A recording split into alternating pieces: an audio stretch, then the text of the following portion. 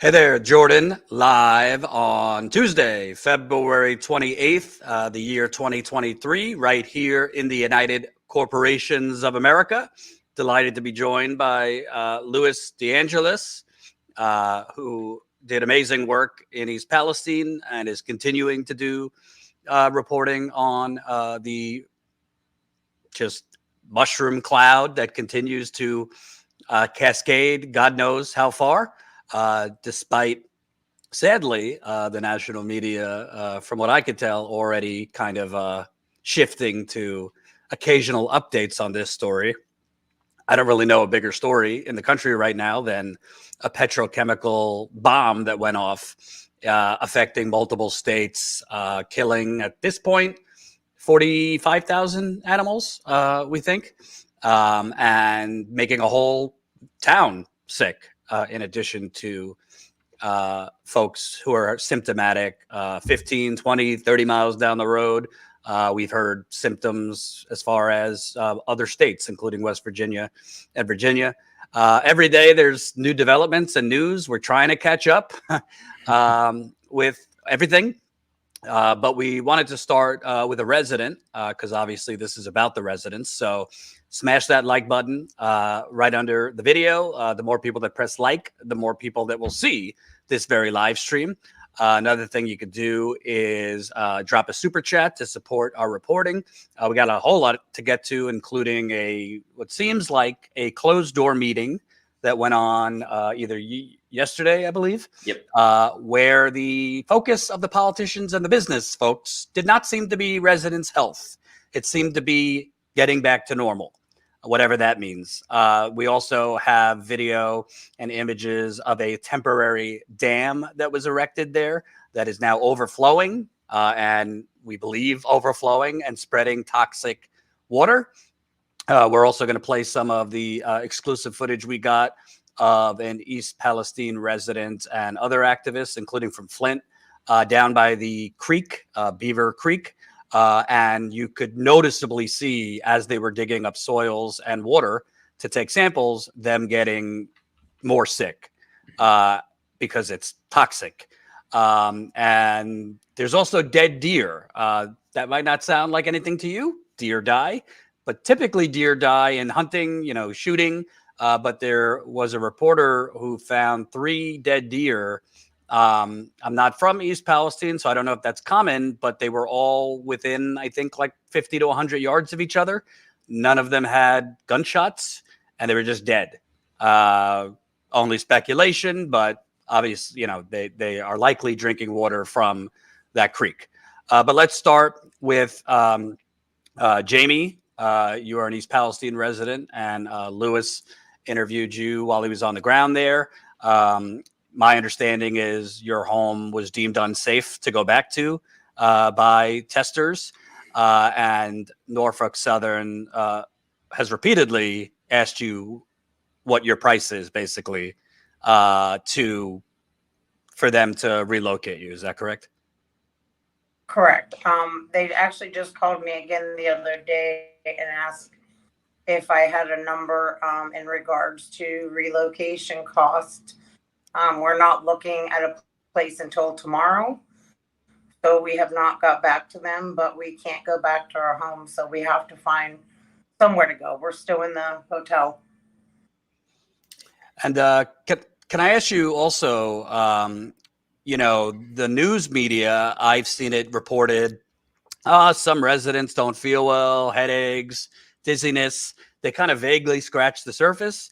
But folks Louis and I have talked to, I mean, people are talking about vomiting, diarrhea, nosebleeds, cars kind of driving a little, swerving a little bit, burning eyes, like some serious stuff. Can you talk about, your symptoms? I know you have a young child. Have you had symptoms and, your family and friends there? I've actually been to the hospital twice now. The second time actually was Louis and I were talking at the end of the creek, and one of the aerating machines had been shut off, and we didn't realize it. And when they turned it back on, the only way I can explain it is like a wall of smoke, but only it was invisible. hit us in the face. I started coughing, running across the street. Ever since then, I haven't really been able to breathe good. I went back to the hospital 2 nights ago, and they said that I just have an upper respiratory infection that I've had for since 2 days after the train explosion when I went to the hospital the first time. So they gave me an inhaler. So as long as I stay out of town, if I go in town for a day and then I stay out of town for a day, it doesn't get as bad. But there was also on Facebook today, 2 different people from town saying that they've now been admitted to the hospital because of this bronchitis. And one of them was bronchitis and the other one was pneumonia due to the chemicals. My sister-in-law also just got diagnosed. She was having issues with her eyes, and it was something due to the chemicals.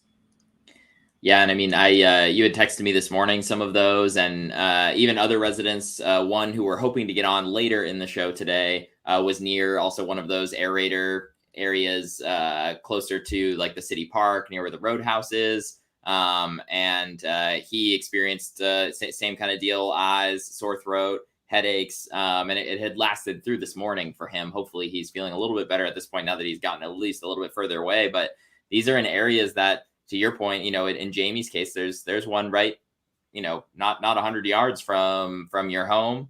And it's the case with several other homes in the area too. It's not like there's just one of these things set up. They're all over the place. So yeah, it's something that's ongoing with tons of residents, and it drives me nuts to hear, some of the stuff and what you called me initially about yesterday, which we'll get into right now. The focus seems to be from a lot of folks to let's get back to business. Let's get back to work. Can you just explain to folks the meeting that went on yesterday that we talked about briefly on the phone?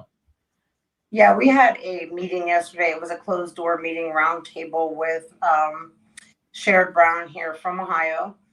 And I almost felt like the people were picked for particular reasons.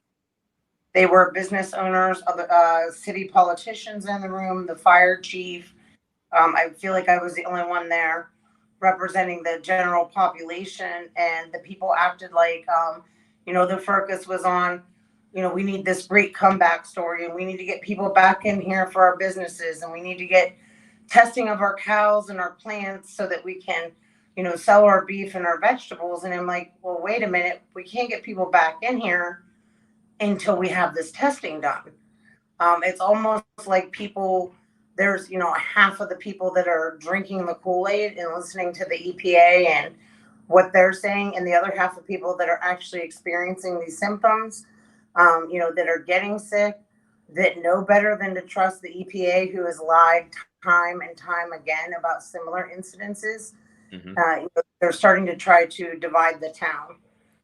And you mentioned too at that meeting yesterday at one point, I don't know if it came from you or somebody else in the room had asked a question about testing for dioxin, and the response was that the EPA can't test or something along these lines because there wasn't a baseline established. Can you talk a little bit about that?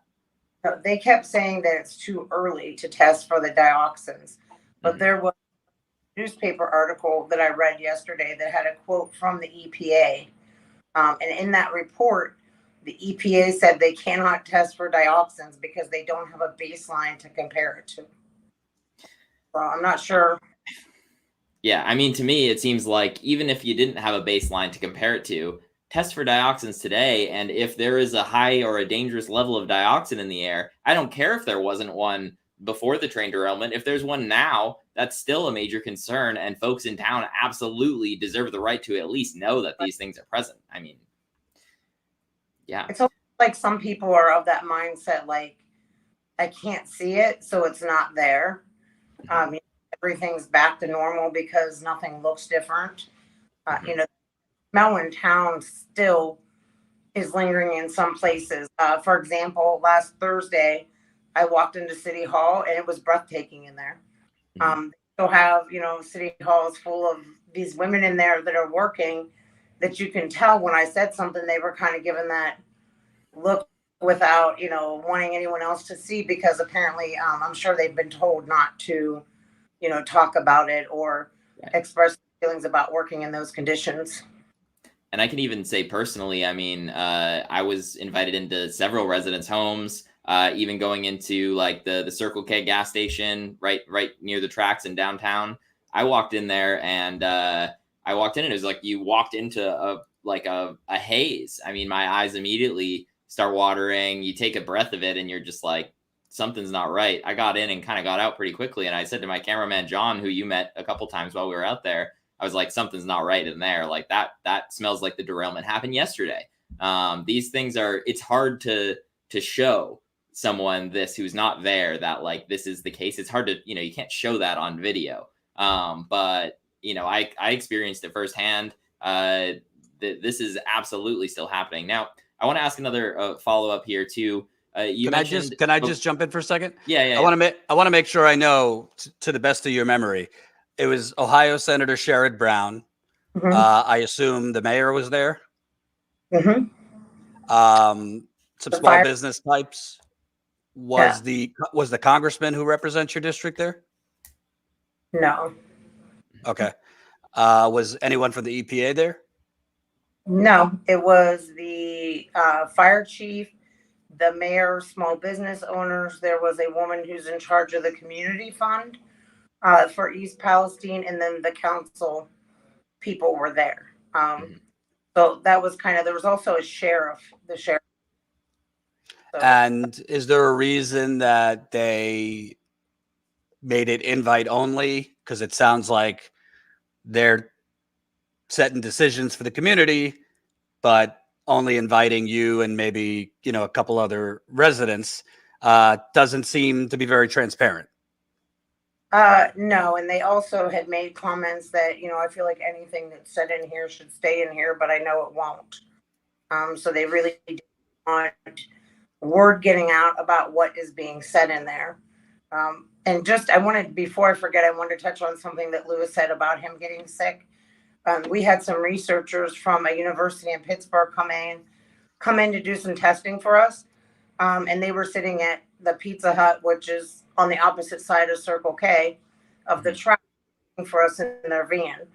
And they said every time the train came by, they started to get really sick. The next day they went home and messaged me and they said, are these the symptoms? And I said, yeah, that's exactly what's going on with them. And they haven't been back since. We also had, a couple, one gentleman that works for RVO, the River Valley Organizing, came to our meeting on Thursday, this past weekend. Today, when we had a Zoom meeting, he still can't talk. Like his voice is almost completely gone. There was also reporters. Lewis kind of mentioned some of it, but I know the one reporter from Germany that we walked around for quite some time of the day, he got that night. There was another reporter outside our meeting telling me that she had a nosebleed after spending the day there. So it's definitely outsiders too, not just people that live in East Palestine that are experiencing the symptoms. No, absolutely. And I mean, we also, to add to that list, there were researchers from Purdue who have been in the area doing tests. And I posted some of the clips on Twitter of what we'll get into later on in the live stream. So stay tuned if you're here for this, the video of the dam, the temporary dam that's, being overrun with the aerators and whatnot going on. We'll get into that later. But those researchers, one of them saw that clip and was like, no one should be getting anywhere near these. There's no way that these should even be out and being done in the way that they're doing. This is an extremely dangerous situation. You're just exposing yourself directly to chemicals. And again, these things are all around town. There is not one or two of these things. They're spread from basically right on the edge of downtown near where Jamie lives. There's a couple right there on Sulphur Run, and then they stretch all the way through towards the city park and even beyond on the road down heading towards Negley as well. It's insane. Oh, go ahead.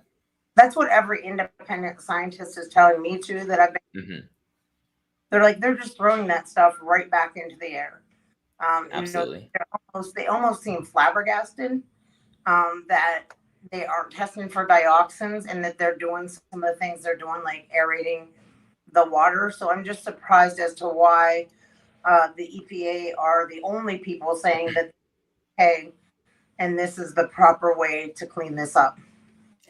I wanted to ask another follow-up to something that we lightly discussed yesterday, and correct me if I'm wrong here. At one point, I believe you had mentioned on the phone yesterday that it was Senator Brown had said that if folks are concerned to want to do their own testing, that they can go ahead and do that and pay out of pocket and to save the receipts, and that they'd be reimbursed later. And you brought up a point which makes a lot of sense to me, especially after spending a lot of time there, that folks can't afford these sorts of testing. These are like high hundreds of or thousands of dollars to do these sort of independent tests Right. to make this sort of stuff work. Folks don't have that sort of expendable income. Can you talk about that, I guess, question and interaction that you had with the senator?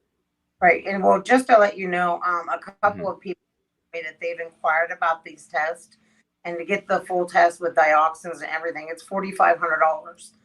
Wow. So we're talking about, the things that we were buying and paying our own expenses for, that, we'll keep the receipts, you can get reimbursed. And I said, well, what are people supposed to do that don't have the money to pay for it up front? And he just said, I'm not sure. I've never dealt with this before. So I kind of think that's a lot of what's going on, is people have never dealt with this before, so they're not sure how to. But that doesn't mean we don't find answers and we don't help these people that need help. I'm watching them, people get sicker and sicker. It started out, everybody had like this respiratory stuff going on. And then it kind of moved to everyone having diarrhea and, nausea and vomiting. Now people are nosebleeds. So I don't know if it's like a progression of being exposed to more chemicals, but it almost seems like it's kind of grouped together when stuff started moving, more gastrointestinal, then everybody kind of was reporting the same issues. Right. And, it's tricky because I do feel in a lot of cases here, like especially small business owners in town, I'm sure that they're having a financial impact from this. There's no doubt about it in my mind that that's the case. No one wants to go, just for the same reason no one wants to buy a house in East Palestine right now. Folks are concerned about going out for a meal in East Palestine or even walking around East Palestine, let alone going and shopping in some of the local businesses and whatnot. So I absolutely feel for the small business owners who are in that room who are like, look, I mean, there are many of them, I'm sure, are in a similar position of this is my only way to pay my bills. If people don't come into my store, I can't pay for my rent. Therefore, I also am in a situation where I can't leave town, or insert whatever situation going on here. But the answer shouldn't necessarily be let's get town open and back to normal and risk all of even more folks getting sick, like the folks you're describing, like the folks that I encountered, especially while I was there. Let's talk about providing some assistance to these small business owners to make up the gap in the short term. Let's talk about having Norfolk Southern working, with FEMA or Norfolk Southern, whoever, try to help compensate some of these folks so that they can wait a little bit, so that folks can come back to town when they feel that it's safe and when they feel that they've gotten the appropriate testing done that's not being, done by these sources, even frankly, the government at this point, who are maybe they're not necessarily lying, but they're bending the truth, saying it's safe. Sure, the tests that you did might show that it's safe, but the tests that you did are not testing for things like dioxin and other chemicals that are absolutely present as a result of this. I think, I'm sorry, go ahead. I was just going to ask, there seems to be a significant disconnect from what you're saying is the tone of that meeting. Let's use Senator Sherrod Brown, who is the highest level official. He's a senator, because it sounds to me that their main focus is the economic impact here. And when you're the only one really in this meeting bringing up everybody's sick, what are you going to do about that? And his response, I don't know if other people responded this way, was, well, if you're worried, you could get independent testing. It seems like there's a disconnect. Do they not understand that residents are that sick, or they're just kind of ignoring that and trying to kind of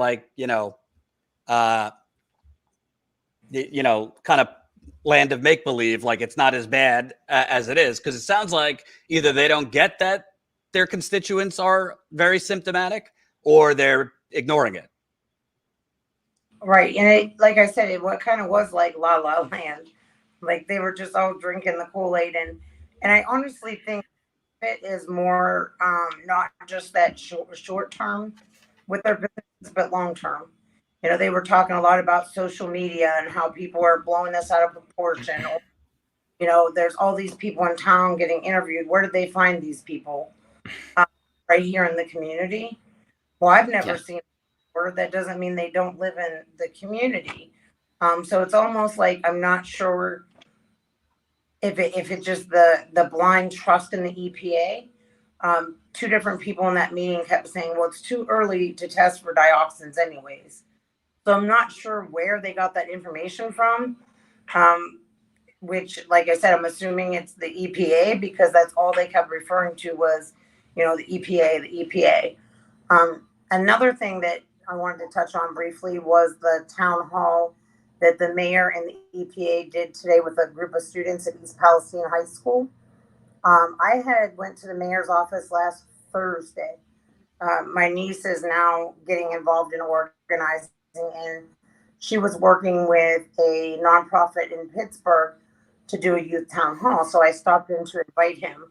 He never responded to me today, or you know, since last week. And then today, I saw him having this town hall with the EPA.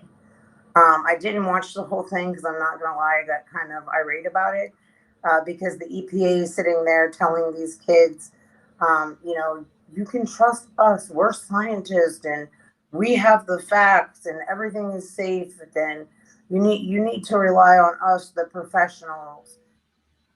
It made me sick to my stomach that they're So that's actually a major news item. So I want to make sure we have it right. Right. The EPA kind of had this youth town hall today in East Palestine where EPA officials were basically telling kids, how old were these kids? They look to be teenagers in the picture, in the video that I saw live streamed. And like I said, EPA officials are telling them that everything's good, the water's fine, the air's fine, and for other students to come into play sporting events and. I mean, there's other things too that I'm actively working on some of this stuff too. The EPA seemingly is just thing after thing. Just again, you can say like, yeah, the tests that we have done look good, but you're not going to get the results to tell the truth when you're not testing for the right things. We've talked to several experts. One of them, Stephen Lester, who was at the town hall on Tuesday, Bob Bocock as well. There's other experts that we're working on talking with here, both on and off the record. Dioxins need to be being tested for. There are other chemicals that aren't being tested for that need to be tested for as well. In some cases, the instruments that are being used don't seem sufficient to be doing the appropriate testing. That is absolutely irresponsible that it sounds like at this meeting, the EPA is telling students everything's fine, nothing to worry about here. I mean, right. And do you know, I know you weren't there, but do you know if the EPA was answering questions on if everything's fine, why are the kids having symptoms? We've talked, we know children have had diarrhea, nosebleeds, eye burning, upper respiratory stuff. So did they all get food poisoning in the same week? What is the EPA's explanation? I didn't, like I said, I only watched a piece of it because I was so outraged that I just, between that and then finding out this morning that our hotel has been housing all of the workers that are in East Palestine cleaning up this toxic waste, and then walking into the hotel after working midnight shift still covered in mud. Today was not a good day for me mentally. Like I said, between the two, I had to shut it off. I couldn't even watch it. It made me sick. Made me sick. Well, after this, we'll touch base with you, and maybe we can go back and watch some of that town hall as well, and go from there. Geez, I mean, go ahead, Jordan. Yeah, I'd like to also bring up this whole, let me just say, bullshit that we can't test for dioxin because there's no baseline. That's rubbish. I mean, I Googled this in 2 minutes. The EPA has set its threshold for safe dioxin exposure at a toxicity equivalence of 0.7 picograms per kilogram of body weight per day. That might sound like a foreign language to most, but the bottom line is the EPA has set an allowable limit. I don't think there should be any in your water or air, but we could get into the EPA and what they set as allowable limit. They also say 15 parts per billion of lead is okay in your water. It's not. But the bottom line is you don't really need the baseline of what it was before to know if what it is right now is higher than what the EPA has set. Secondly, just like brief research, I mean, dioxin is very, very difficult to get clean or rid. I mean, it could be in the soil for decades, the air, the water, in a responsible, what they should have done. And what I think they would have done if this were Beverly Hills or some nice, where does John Kasich live? Westerville, Ohio, which is a wealthy suburb. They would have got everybody out of there and put them up wherever they got to put them up indefinitely until they really fumigate this whole area. And I don't even know if that would do it. It really seems like this is la la land of make-believe. Let's just, even the EPA chief walking around without a respirator on. It's just the short-term health symptoms. And it's shocking to me, Jamie, they said, where are they finding these people? Well, do they know how to use Facebook? There's multiple Facebook pages. That's where we've found everyone. Or I'll say, do they know how to just walk down Main Street and even just say hello to one person? Because 99% of the people that I talk to would talk my ear off about all the things that were going on. Do they know how to go into the local bar and talk to people about what they're experiencing? Because we went and did that, and we spent 2.5 hours in the Roadhouse talking to everybody at the bar, and hearing thing after thing after thing that they're experiencing with this. Before we let you go, I just kind of want to ask you, because I think the media is an important aspect of this. Unfortunately, in my experience, stories like this, whether it's the water, the air, the soil, they'll cover it maybe for 2 weeks, like a lot, when the flames are still fresh and it's a new thing. And then they'll kind of slowly dissipate. Local news, too, will kind of just continue regurgitating whatever the EPA tells them or the company tells them or the governor tells them. Do you think the local media there is telling what's actually happening on the ground in terms of people's symptoms? Not to mention, I mean, people are getting screwed by Norfolk Southern. We've been talking to people that have way more than $1,000 in expenses, whether it be hotel stays, broken things in their home. And Norfolk Southern said, nope, you got your $1,000, go on your way. Is the local media and the national media kind of meeting, the moment here and how this needs to be covered? I think the local media is covering it more the right way. Some of the national media we haven't gotten as many calls this week, of course, to do media, but I did have one national news person who contacted me, and she said, do you have someone I can talk to that's went to the CDC clinic? And I said, well, we've been yelling at my mom to go. I'll call her and see if she went. This was like the first day it opened. So mom said, I'm not one there. She said, they're not even taking your blood pressure. And she said, flyer of things they weren't doing. So I called going back and I said, look, I called my mom. She hasn't gone, but this is why she hasn't gone. This is the story that needs to be reported on. She said, nah, we'd really like to have a story with someone that had a positive experience at the CDC. Well, good luck finding someone. You're not going to find one. A reporter come in who spent some time with me on my aunt's porch just talking. She was from a New York newspaper, and she said that she had to fight with her editor to come down because he didn't think that this story was big enough. Posted her first story that she did on us. She had 800 likes within the first 15 minutes, and she was all excited, look. And then when she went back to New York City, she had a friend who had been watching her pets.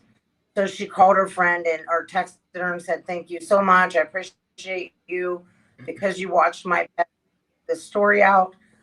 The friend said, I'm not reading it. She said, the last one that you wrote had things in it that were negative about the government. So I'm not going to be reading this one. And the reporter said, she's no longer my friend. She said, but this is what we're, this is the kind of people that we're up against, is the people that blindly believe in the government. And to be honest, I may have been one of those before the train derailment. Even like you said, something was wrong when you walked in that store.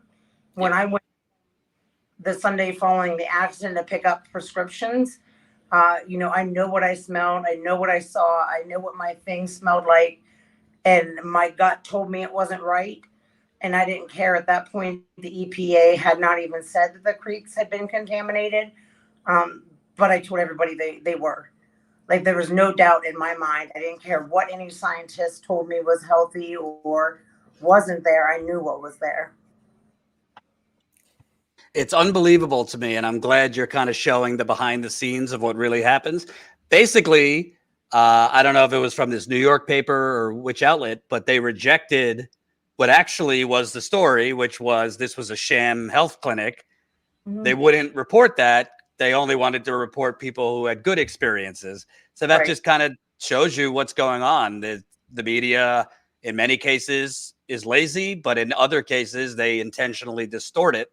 My last question for you is, the news today is the Senate is calling Norfolk Southern to testify. I'm sure we'll have a lot of crocodile tears from the Norfolk Southern CEO. They say they're going to investigate. President Biden has still not come for whatever his reason. Obviously you don't speak for all the residents, but what do you want to see? Do you want to see Norfolk Southern relocate and fully pay for whichever residents want to relocate? And what kind of action do you want to see from Norfolk Southern? Because clearly the EPA, is delivering whatever line they want to deliver. But at the end of the day, the folks that have the money to pay for, nearly 5,000 people to relocate would be the company. And I'm not sure that everybody wants to relocate, at least permanently. I feel like, a lot of residents do temporarily until they know it's safe to go home. My fear is it's never going to be safe to go home. I was talking again to one of the scientists on the panel, and I said that to him. I said, like my 91-year-old grandma, she's been in her house 56 years. She has so much invested in this community. She doesn't really want to leave. She just wants to leave until she knows it's safe. But I told him the same thing. My fear is it never will be safe. And he said to me that there's only ever been like 3 chemical spills to this magnitude in the United States. And all 3 of those locations are now ghost towns. Because, with the amount of dioxins and chemicals that are there, if you can ever clean them up, it's going to be 100 years from now.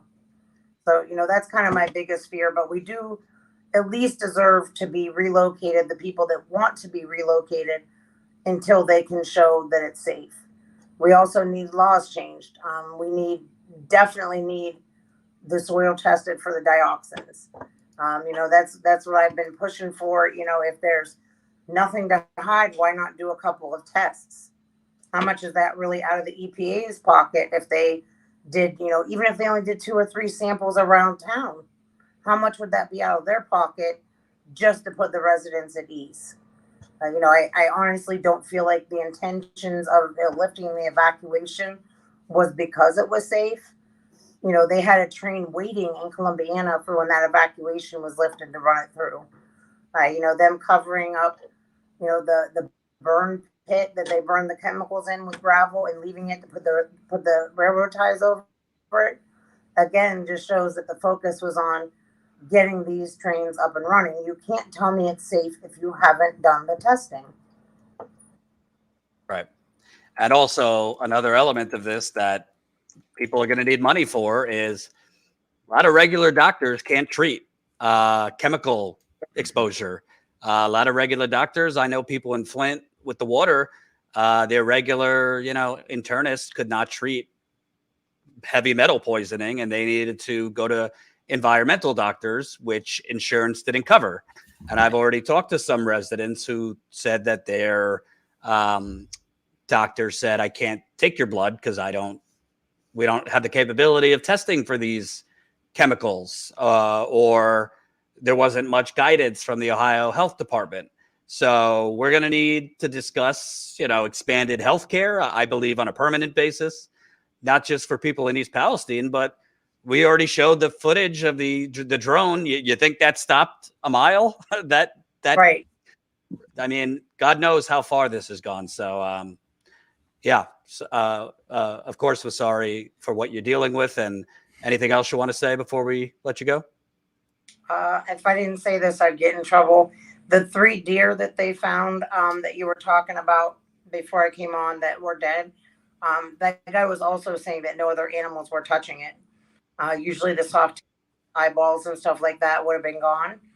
There were no animals touching it. And at that spot, this is why I had to mention it. It's our favorite fishing spot. It's where the Ohio River meets Beaver Creek. So there's a buildup of chemicals there where it's coming down and meeting the river. So, that those deer that are dead are how far? 15 yards. No, from East Palestine. Oh, those deer, that's about 14.2 miles, something like It's about, it's over 14 miles from East Palestine, where those deer were found dead. So now we can't catch chubs out back and take them down to the river and go fishing like we did every summer. So it's already gotten that far, a lot further, but. Yeah, I mean, and just to give folks a little bit of an idea, that's that's water running from, and correct me if I'm wrong on any of these, Sulphur Run connects into Leslie Run, connects into Beaver Creek, all the way down to the Ohio River there. I mean, you just said about 15 miles down there. That's a long way. That's these chemicals getting through several of the aeration devices, several of the little temporary dams and everything. Clearly, these remediation efforts that they're trying to put through were either too little too late, or they're not working very well, because that's 15 miles downstream to the Ohio River. That's a big deal. Jamie, come on, get back to normal, right? Get back to normal. Yeah, just go move the dead deer and go ahead and fish the dead fish in the river, and everything's fine. I think it's because the rain we're talking about. Yeah. Jamie, thank you so much for joining us. We'll definitely be in touch. Thanks for staying in touch through all this, and we'll probably see you out there in a couple weeks again. Thank you guys for not forgetting about us and just leaving us to die. We will. Lewis is going to be coming back soon, so you're not going to get rid of us. Well, better be wearing a respirator next time, or he's going to have a 6-foot red-headed Italian that's not very happy with him. We don't to be exposed. I keep telling these volunteers, the journalists coming in, like, you're coming in because the stuff is toxic. You need protection. Just because we've been exposed to it, I don't want anybody else to go through what we're going through. So, well, this white pasty Jew was telling him to wear a respirator, and he didn't listen. So, yeah. Does he have a wife? Because I want her phone number. And then, no, but that's all right. Hey, I wore it a good chunk off camera as well. I wore it on and off throughout. Some of the spots I did not, but I appreciate the concern from both of you. And I did wear it off the track whenever I was near the tracks and that sort of thing, especially in the areas where it was going to be a lot more present. So, yep. Thank you. Thanks, guys. Bye-bye. Smash that like button. We're going to bring on another guest in a minute or two. We got 650 people watching, so smash that like button. Share this live stream. I want to show just a little bit of this video if you didn't see it earlier, because we got great footage down by Little Beaver Creek, which, as Lewis mentioned, goes into Leslie Run, which then goes down to the Ohio River. It's a couple miles from where the train explosion was? Yeah, roughly. Yep. And Ashley, who's a resident there, along with Melissa Mays, Naira Sharif, who are 2 residents from Flint, who have been fighting the good fight in Flint, as well as an activist from Cleveland. We're all down essentially digging soil samples. It seems that they're doing more than the EPA is, because as far as I know, the EPA isn't doing soil samples yet. But anyway, So they were down by this creek. And the more you watch this video, I mean, listen, you can't smell through a video, but you could certainly watch these folks getting more and more disoriented throughout them digging the soil near the creek, being near the water. We won't play the whole thing, but I want to play some of it before we bring Ashley on. If you could play that, Colin. So we're right down from this Little Beaver Creek little area. Believe it or not, it's way worse on the other side of these barriers. Yeah, and the barriers are supposed to be cleaning it. All that stagnant water right there. Oh, we're gonna get some of that. That's when. All right. That's where it's really oily.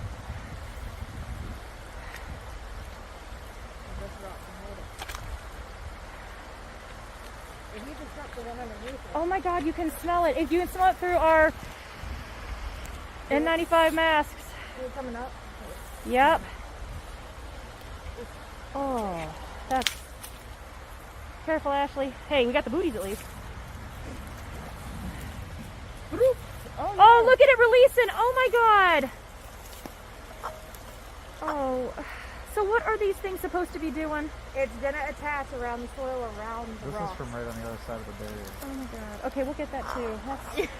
So any rock Wait. that's disturbed, It's gonna do that. ew, that's gross. That is so gross. Oh my God, hold on. Okay, I need to. Did you I'm sh- gonna do these jars too, but sorry. You're good. Sorry. Oh my God, look at that. And then we'll do it past the cleaners, Yeah, the filters. Yeah. All right, if I fall on my butt, laugh only shortly. I'm gonna continue to Wanna laugh. hold your phone Walk for a on the second? inside. Oh, well, Or an arm. thank you. Please. You're not gonna fall. Yeah, now you're kind of in the way, babe. I'm gonna like just mow you over. If I fall, I'm taking you with me, and I don't want to do that. I feel bad. I would also laugh at us temporarily. Thank you, Could sweetheart. have went that way. I'm just used to. Oh, we're going to too. Why does this rock have a hole in it? What is this? These used to be for old. There might have been a bridge. See Oh. how there's like a path kind of. Oh, phew. Oh my. Okay. Yeah. Now, when you pull the rock, you should find crayfish. Oh. Okay, well look, we're doing this then. I said ST for summertime, crayfish for every month for the whole summer. That's all. How many crayfish are in this area? As soon as you touch it, the green's coming up and the oil. Oh. Oh. That's not good. Okay.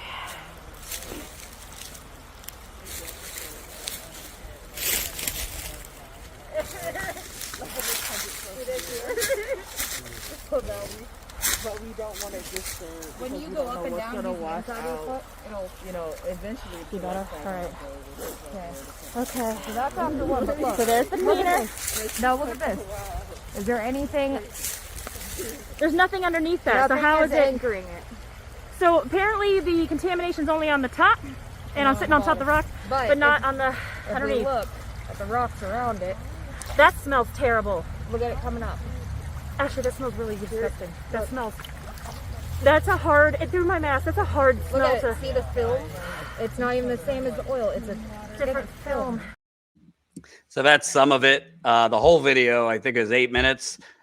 We cut it off, but as they keep going, the smell gets worse, and you could tell that they're getting a little loopy and disoriented. Ashley McCollum, East Palestine resident, you were with Melissa, Naira, and the other gentleman. And can you just kind of describe to the best? There was also like discoloration on your fingers when you took the gloves off. What did it smell like there? And the more you were out there, how did you feel? It had a terrible smell. Like as soon as you started stirring up the water, you could really tell that there's at least a gas, like a paint thinner, just a lot of hazardous smells that you wouldn't go near and be around. But I mean, even touching the water with my gloves to get a sample of water, I had marks, tingling. My thumb was hurting. It hurt for about maybe an hour or two afterwards and still had that. It was a distinct shape on my thumb from where I was holding the jar that lasted. It was very disorienting. It was hard for us to gather our thoughts and even move to different spots. It sounds like when I like inhale too much paint thinner, I get a little like loopy. Mhm. It sounds kind of like it's not paint thinner, but like you're inhaling these chemicals. And even though you're wearing a respirator, it's not like a full chemical respirator you were wearing. So like that stuff is just, you're breathing it in. Yeah, which I know it's not the right mask. And that's what we had. That's what we were using at the time. We didn't anticipate it being that bad because you do smell it around the waterways, but actually being down to it, we didn't think that we would need something that industrial to use. And this was, correct me if I'm wrong, but this is off of the road going from East Palestine to Negley, correct? Yeah. Just past the dirt pull off there. So this is after at least 4, maybe 5 of the aeration machines with the little mini dams and all of this sort of stuff, where you're finding stuff this concentrated that far downstream, basically. Yeah. And it's wild too, because we don't know what the barriers are made out of, the white kind of tubing foam that you're seeing in the water. Mhm. And it's not anchored down to anything. That's what's kind of odd, because we know this chemical is sinking to the bottom. We can see it when we stir it up. And even from other videos people have posted, we've seen that consistently, that it's on the bottom. It's disrupted. It comes up. None of those are anchored down. You can put something right directly underneath it. It's not filtering anything.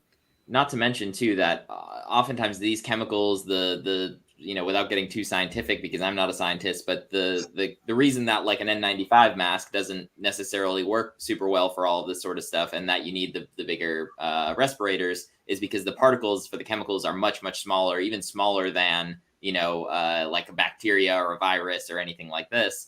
So almost regardless of what those kind of tube filter kind of things are, I doubt, again, I'm not an expert in this, but I'd be surprised if it had a big impact on the chemicals flowing downstream here. I mean, yeah.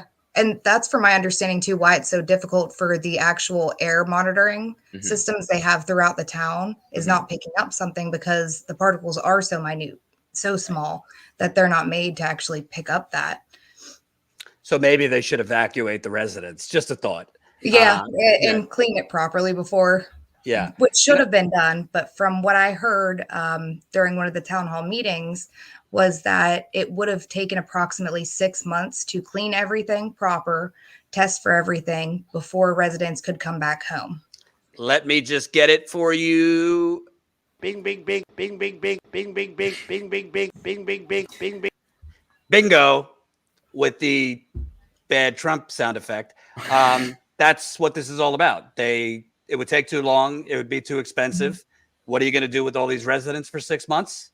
Potentially, if it's longer, because weather could play a factor. If you have weather delays, they should have evacuated. And honestly, not just this area. Obviously, the immediate area is the most impacted. But we're talking to people 20, 30 miles away.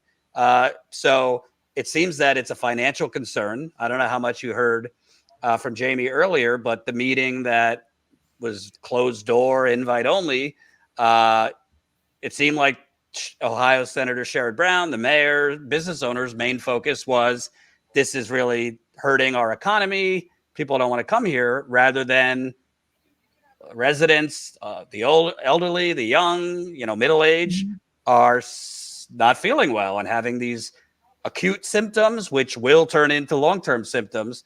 It's crazy to me. I wanted to ask you, that creek, Beaver Creek, I know you don't directly get your drinking water from there, but does that eventually meet with the Ohio River? I think so. it does. Yeah. Yeah. Yeah. So It's hard. I've seen the maps. You can see it branch off like little veins on the state. Like it goes a lot more places than what you'd imagine or think. Even some of the runoffs, whenever heavy rain happens, could possibly go into rivers that don't have consistent flow. And we'll talk about this a little bit later as well, but and we'll play. This kind of ties into the overflowing dams that we saw images and videos of from last night near the city park and near the roadhouse, where Sulphur Run kind of meets with Leslie Run. But that area is where, like, underneath that area basically is where most of the city water comes from. It's not directly underneath, but it is basically right next to it. And the experts that I spoke to said that, even just for East Palestine's water, it needed to be tested. He said he would only trust it if it was tested every single day for all of the correct things. So, while this is definitely has the potential to impact drinking water downstream, there's even potential to impact drinking water in East Palestine with this. Yeah, and it's over time and weather. Weather is a big play. Whenever it's warm, you get that more chemical, thick smell in the air.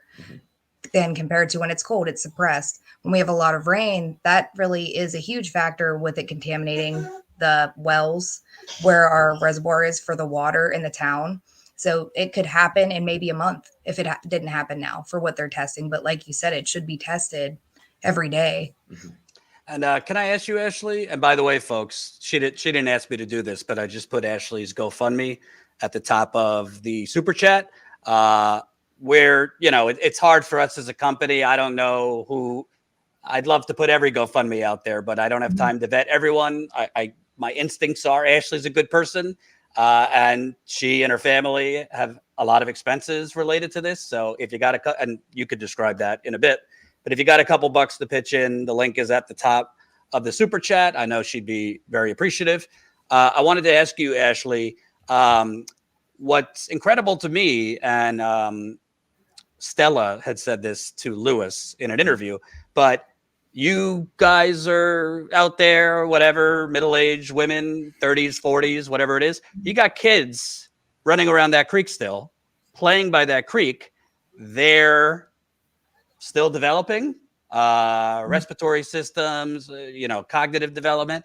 And it's not like there's hey, a sign, kids don't play by here. People are jogging by this creek. They're just inhaling this stuff. And I'm not there, but I feel like from afar, I'm in the twilight zone. Yeah. And there's some residents that realize there's a major fucking catastrophe going on here.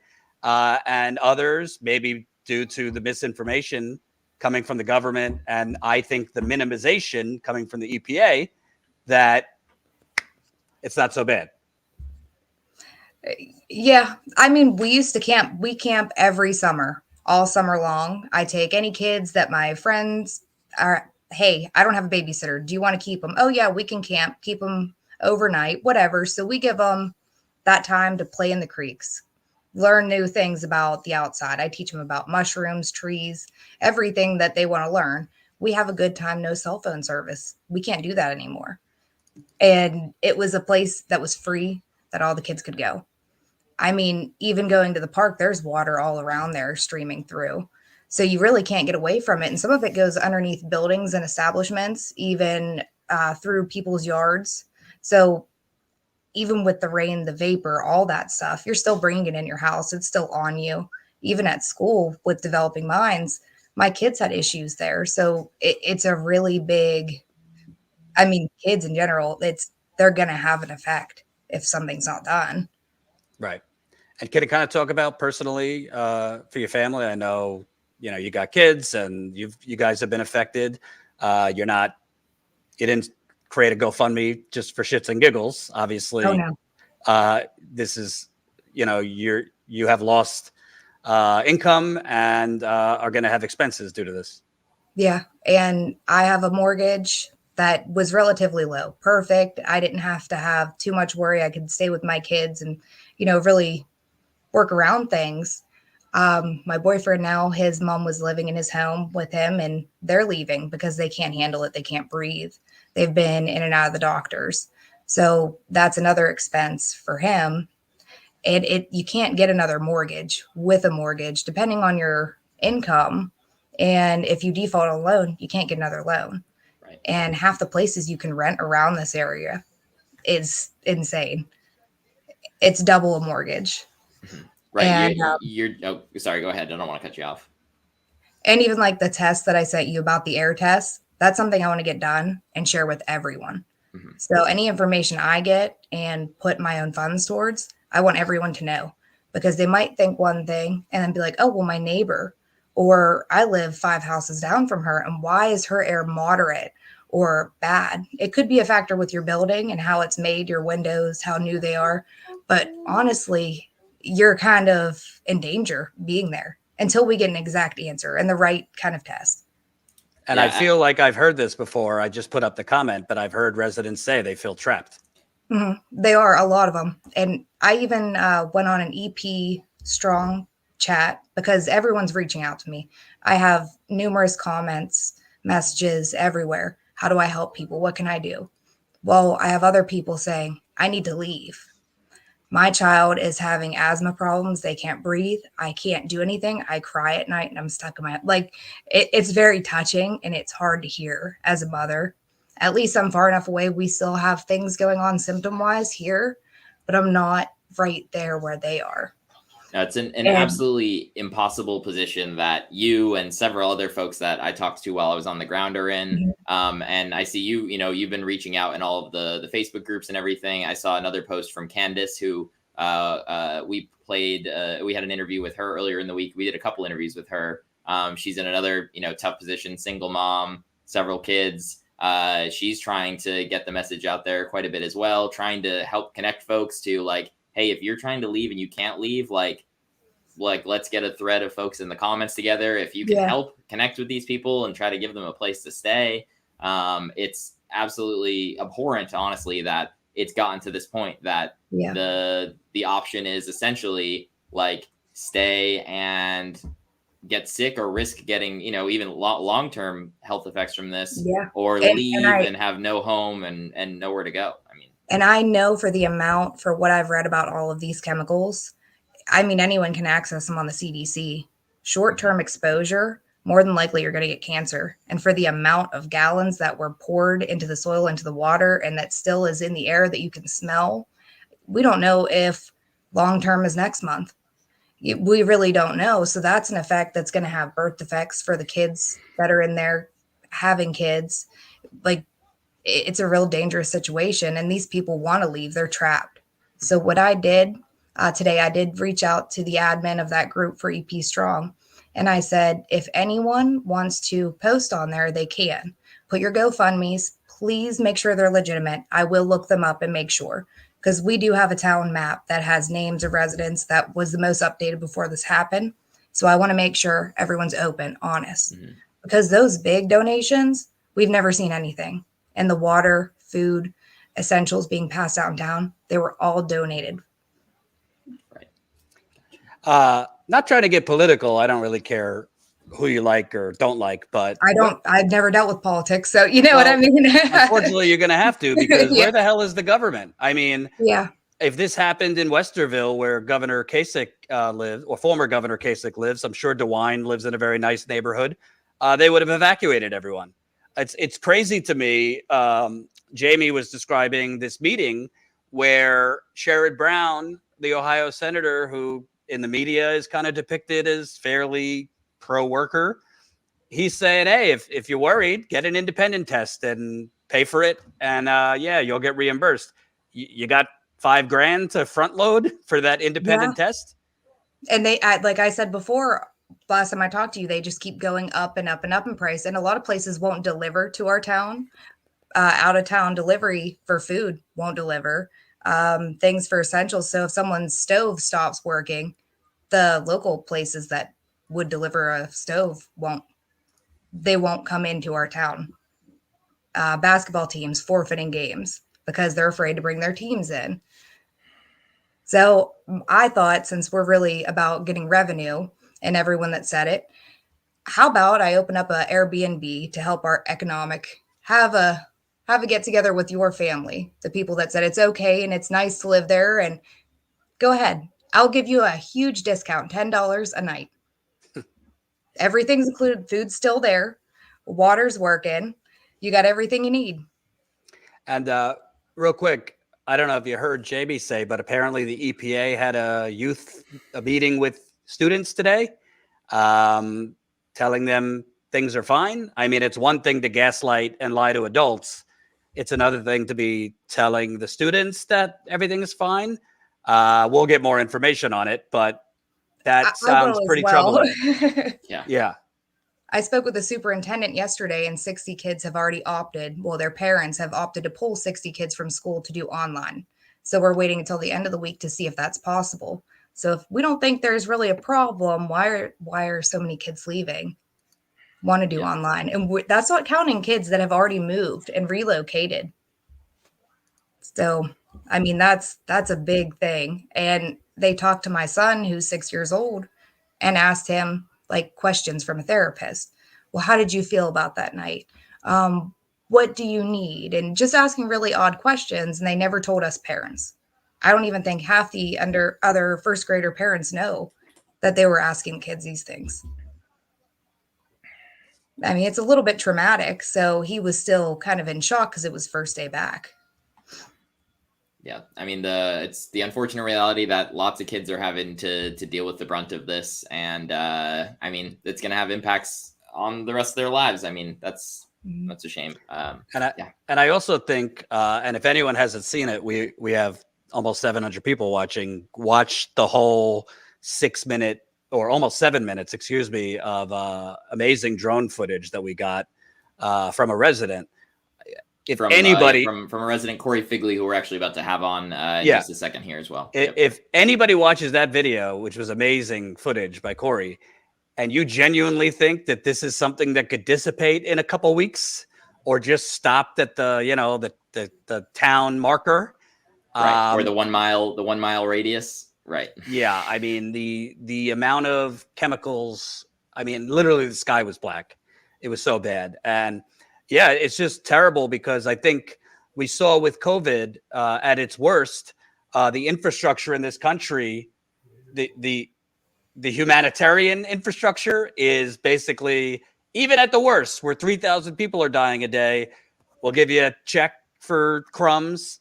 We'll maybe give you unemployment, and that's it. And with this, they give you, if the testing comes back normal, they basically tell you, well, you're good. Go back home. We're not giving you any more money. And that's crazy because that leaves really desperate people. And, the stress of your kids and what do you do with your kids and not uprooting them out of school and their friends and, elderly who obviously have more health problems. And to me, I don't understand how this isn't leading the news. It should be on the front page still of every newspaper, local, national. I see on many channels them airing this stupid fucking murder trial, excuse my French, of some guy I've never heard of. Meanwhile, I know the residents want to continue talking to the media.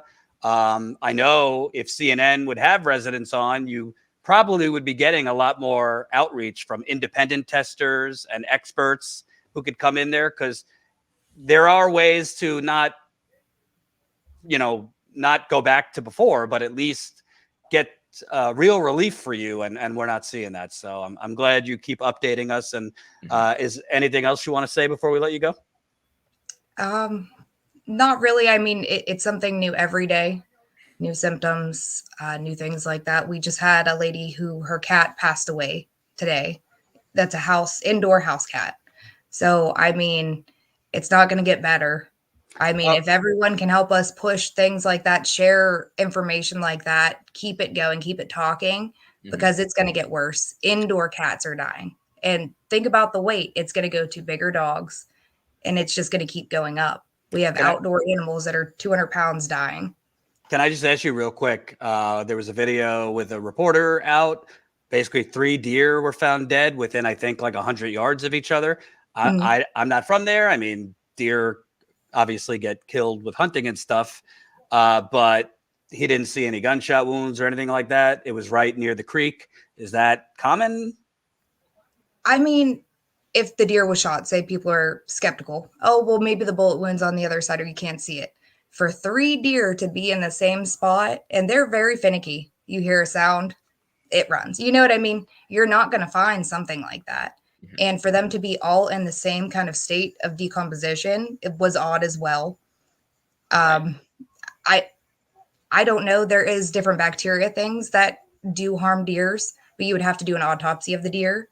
So it's really hard to tell, but they're found so close to water. That'd be a real coincidence to have 3 deer, at the end of Beaver Creek, where we've got the dam overflowing, which you're going to get to in a second here.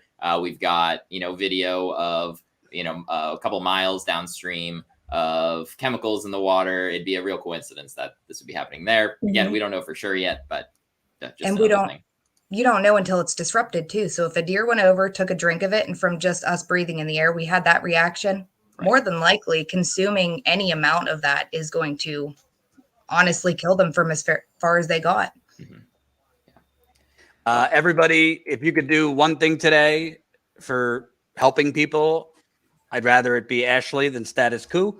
I put her GoFundMe at the top of the super chat. It's also in the description under this video. Listen, she's got a family, kids, might need to uproot. Read the GoFundMe. Once you click on the link, she'll, it clearly states what she needs the funding for. I know you're also kind of organizing, trying to streamline other ways that people could donate, not to you personally, but to help the community. I find questionable this whole like, hey, the community foundation. Whenever I hear the term foundation, I get very skeptical. So everybody, if you can, even if it's $5, chip in to help Ashley and her family. It's in the description. It's at the top of this super chat. And we'll try to help, as many people as we can. Thanks for coming on with us, Ashley, and we'll definitely stay in touch. Yep. Thank you, guys. Awesome. Take it from here, Louie. Absolutely. So up next here, we're going to have resident Corey Figley joining us. Corey sent us the drone footage that we were able to air on yesterday's live stream. And this morning, he also... Whoa, you're underselling it, man. Oh, I mean... Corey took incredible, amazing drone footage. It's really tragic, but I haven't seen anything like it. I haven't either. And I mean, it shows the amount of time that this is going on for. He had the drone up while there was daylight, and even showing the next day, and really showing how far widespread some of these chemicals being burned off in the air were going. Clearly that it was a lot further than the 1 mile radius where all of this sort of stuff happened. Corey also has been, we talked a lot. We don't have any recorded interviews with him yet, so this is the first time we'll be talking on camera here, but we talked quite a bit while I was in East Palestine. He also yesterday evening was the one who alerted me to the dam. We talked a little bit about this earlier on, the kind of temporary dam, one of the temporary dams in East Palestine overflowing and spilling water down. Colin, do we have the video of that ready? We can show that, and then we can jump into chatting with Corey here.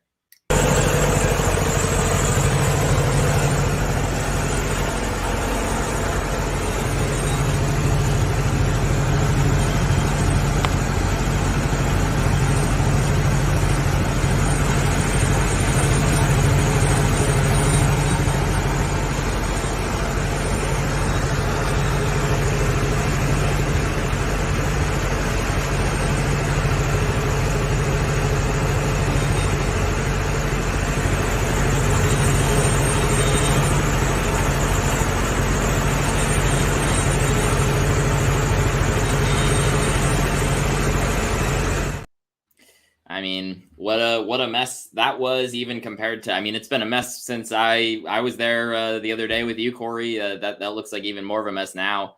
Thanks for coming on. I guess, do you want to start off by just kind of explaining what we were seeing right there? Basically that's the entrance to the park.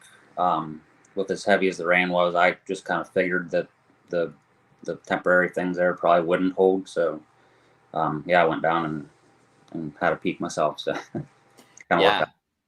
And you mentioned while you were down there that you could really, kind of smell this sort of stuff. You were down there with Faith, I believe, as well. Do you want to just talk about the experience that you had when you were in the area? What did it smell like? Could you see anything different? There was like about 6 or 7 guys just checking it out, putting their lights on it at the time. So I just kind of walked up behind them and started recording. I left them out. They're working. They don't want to be on camera. So, there's two temporary dams there, and that's kind of where they're pumping the water up also. Mm-hmm. They didn't like me being there, and they tried to make me leave. What I think basically from all the rain pushing it in the creek and all that it was just a lot more chemicals coming through and agitating it with the amount of water. So. Mm-hmm. And can you talk a little bit about some of you mentioned you this morning weren't feeling well as a result of it, even last night when you were out there. Can you talk about some of the health effects even if they were short term, that you were feeling as a result of this? That's the first time I was like disorientated. After leaving, like driving home, it was, I don't know, like you were drinking or had a few or something like that for sure. So that's the first time I experienced that. Everything else I've experienced several times before, as far as headaches, and my throat's always been like tight for weeks now, I would say. Right. And then at night, at least, my chest is always like irritated. I cough, wake up at night, and that. So. And to be clear, these are not things that you experienced on a frequent basis before the derailment. These are things that are new and are just being experienced now afterwards. Yeah, correct. Yeah. Yeah. And how far do you live from the derailment? The drone footage is right outside here. I'm right at the mouth. It was the barricade was in front of my house, so it was right out of mouth. So. And that temporary dam that's overflowing with, we believe, toxic water, where's that flowing to? It flows down to our water treatment plant. So. Yep. Yeah. So that's in, correct me if I'm wrong, Corey, here. That's in Leslie Run, near where Leslie Run and Sulphur Run kind of meet. Is that where you were at? I'm not exactly sure, but it's, that was right. Park. Right Go ahead, sorry. Yeah. I was gonna say right near the roadhouse in the park there. Yeah. Park. It's not Park Avenue and then Main Street intersection there in town. So it's whatever those waterways are. I don't know the specific names. Yeah. Yet. No, for sure. Yeah, and I mean, with all of that going on too, I mean, we earlier, I don't know if you were on at the beginning of this, but Ashley, who was on just before, her and several other folks actually went a little bit further downstream yesterday, and flipped a couple rocks, and I mean, they actually experienced. I don't think you were on for this point yet, but they experienced a very similar disorienting, almost drunk-like feeling. As well when they were doing it, and this is on the road down towards Negley, even miles beyond, and that was before the dam that you had sent me the photo of last night and the videos this morning and that we just showed here. That was before this had overflown. This dam that was set up is in one of those areas where you've got the water aeration set up, and kind of spreading this out all over the place. I mean, who knows what this is going to look like after. I guess we haven't talked. I know some of this just from our conversations that we've had, but Lewis, sorry to interrupt. I just wanted to show this because I think it's important. Somebody who's smarter than both of us commented on the dam. Yes. Oh yeah. I don't know if that's what you were getting at. Oh no, go for it. So Andrew Welton, who is engineer with Purdue, he responded to your tweet, which had the photo. Colin, I don't know if you have that. It's in the live doc. A tweet from Andrew Welton. And he said, there we go. No one should be near these heavily contaminated creeks in East Palestine. The EPA and Governor Mike DeWine administration have also failed to conduct air testing here to protect the public. There is a clear, unaddressed, and ongoing acute public health risk. So that's not myself, Lewis, or Corey talking about that. That's a Purdue engineer who I believe is there doing testing. He's been doing testing for about the last week. He actually reached out to me. I reached out to him. We've been in contact today. We're going to try to set up a meeting with him to see if we can learn any more from him, whether it be on the record or off the record. And he's not the only one. We'll get into a little bit after this too. Bob Bocock, who works with Aaron Brockovich's team, also said the same things. And Corey had mentioned this to me via text too. He was at the town hall with Aaron Brockovich and Bob Bocock, who are expressing the same concerns. I mean, the city water comes from just maybe 100 feet away from where this intersection is. And we'll get into some of the details in a bit, but it's the protection from the surface into the groundwater in that area is listed as being extremely high risk for contamination, which is concerning. Corey, we haven't talked about this much at all on camera with you. I guess, do you want to talk about some of the effect that this in general has had on you and your family going throughout this? I mean, but we're hopeful, trying to believe in what they're saying, but it's hard to do that also. Financial. I think everybody's taking a financial hit.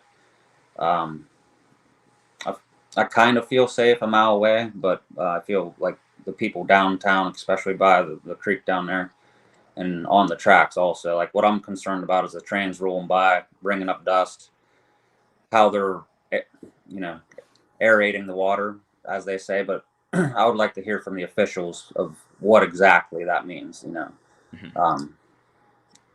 So I don't want to speculate on my opinions on what I think about it, but I would like to hear a little more details from the officials about what they're doing with that, I guess.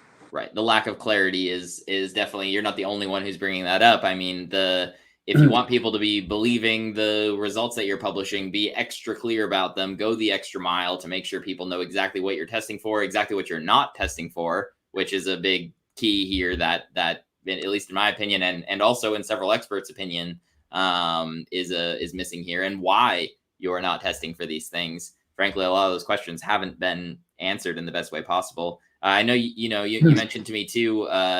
You've got a unit that you rent out. It's that you put a bunch of time into recently remodeling.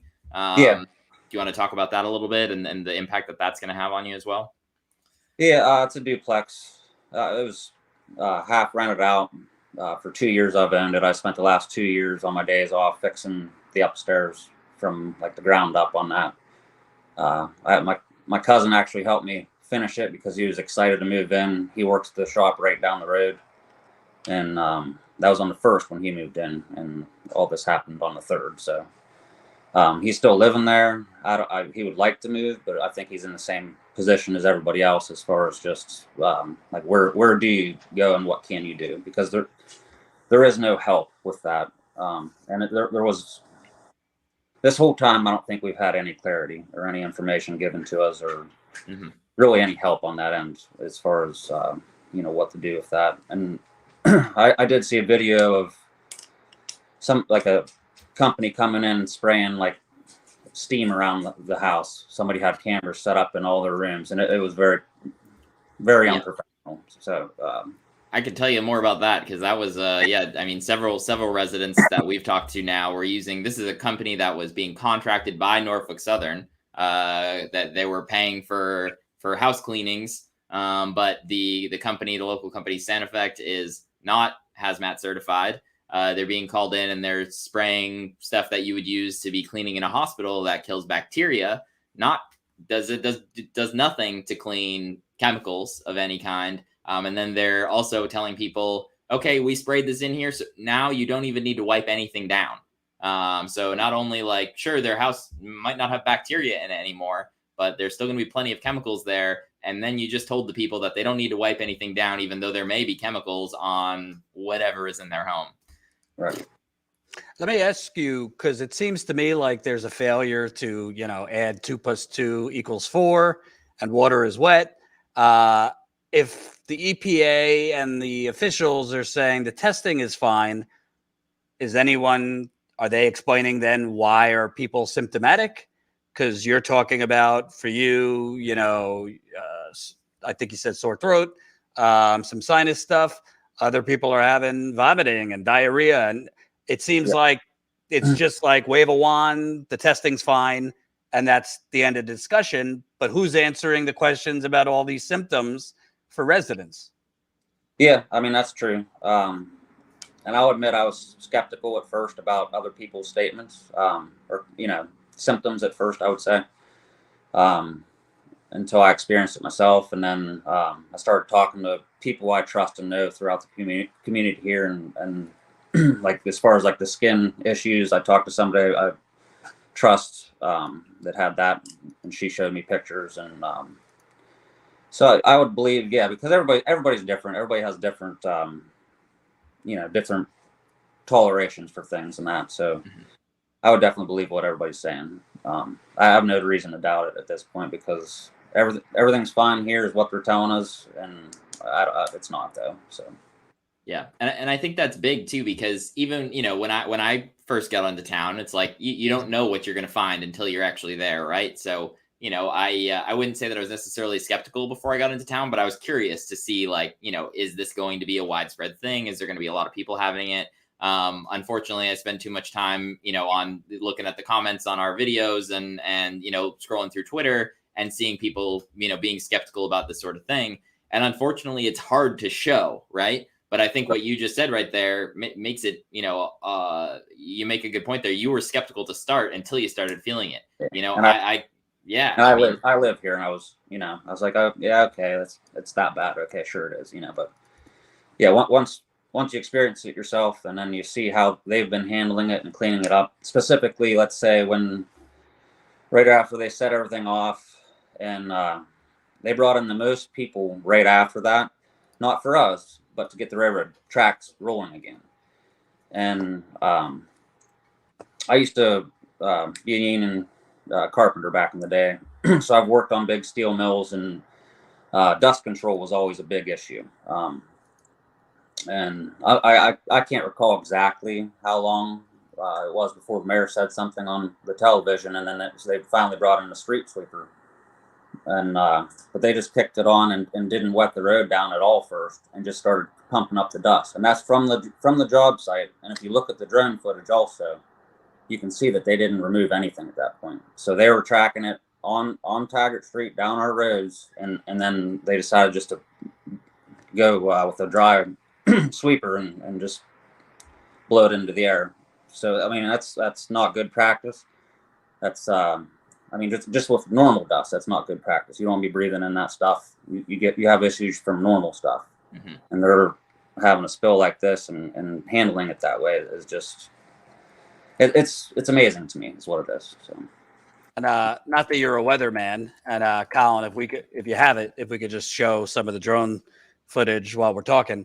I mean, just from the eyes, seems very likely that that's going further than East Palestine, and whether it be Western Pennsylvania, you know, there's been reports of folks in Rhode Island, Massachusetts, Vermont, all getting kind of the same looking soot on their cars, and then know-it-alls on Twitter, oh, that's just pollen. Well, I don't think everybody got pollen at the same time. No. I've talked to people this point yesterday too, that in Vermont and Maine, there definitely is not pollen in February.